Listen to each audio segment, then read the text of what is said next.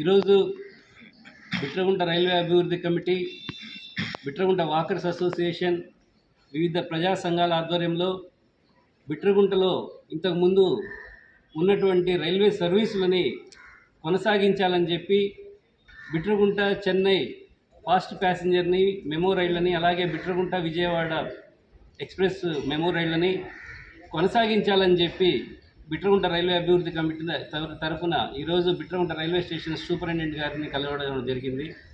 ఈ సందర్భంగా వాళ్ళకి తెలియజేసింది ఏంటంటే, గత 10 నెలల నుంచి బిట్రగుంట చెన్నై, బిట్రగుంట విజయవాడ ప్యాసింజర్లని రైల్వే శాఖ రైల్వే ట్రాక్ల మెయింటెనెన్స్ కారణంగా క్యాన్సిల్ చేస్తూ వస్తూ ఉంది. మిగతా రైళ్ళని యథావిధిగా నడుపుతున్నటువంటి రైల్వే శాఖ ఈ యొక్క రైళ్ళని, ప్యాసింజర్ రైళ్ళని క్యాన్సిల్ చేయడం ఏదైతే ఉందో చాలా బాధాకరం.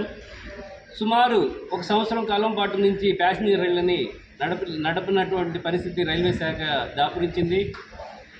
బిట్రగుంట నుంచి చెన్నైకి వెళ్ళేటటువంటి వివిధ రైల్వే స్టేషన్లలో చాలామంది ప్రయాణికులు, మహిళలు, వ్యాపారస్తులు, విద్యార్థులు అందరూ ఈ యొక్క రైళ్లలో తిరిగి వాళ్ళ ఉద్యోగాలు అయితేనేమి, వ్యాపారాలు అయితేనేమి చేసుకున్నటువంటి పరిస్థితి ఉంది. అయితే ఈ మధ్యకాలంలోనే మనం చూస్తూ ఉన్నాం, వెంకయ్యనాయుడు గారు వేసినటువంటి బిట్రగుంట చెన్నై బండిని 10 నెలలుగా ఆపేయడం జరిగింది.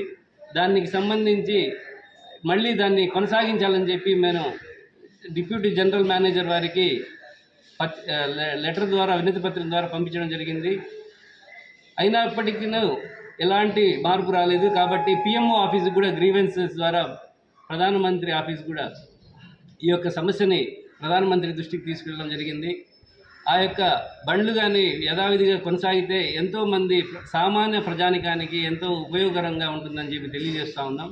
కాబట్టి రైల్వే శాఖ ఇప్పటికైనా సాధారణ ప్రయాణికులు, సాధారణ ప్రజానికం మీద కొద్దిగా ఒక దృష్టి పెట్టి వాళ్ళని, ఆ యొక్క బండ్లని కొనసాగించాలని చెప్పి కోరుకుంటా ఉన్నాం.